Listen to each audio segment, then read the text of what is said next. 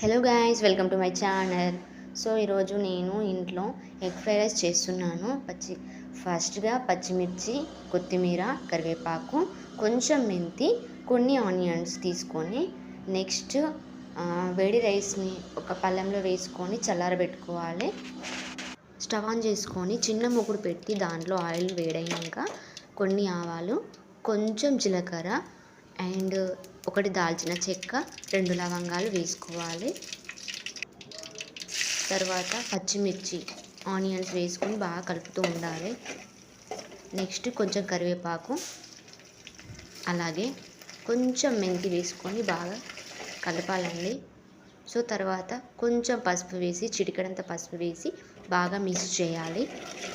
తర్వాత ఎగ్ని కొట్టిపోయాలి. నేనైతే 2 తీసుకొని కొట్టిపోసాను.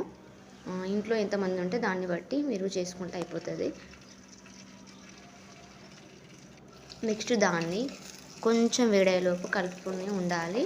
సో కలిపాక బాగా మిక్స్ చేసి మనం చల్లారబెట్టుకున్న ఫస్ట్ రైస్ ఉంది కదా, దాన్ని దీంట్లో వేసుకోవాలండి.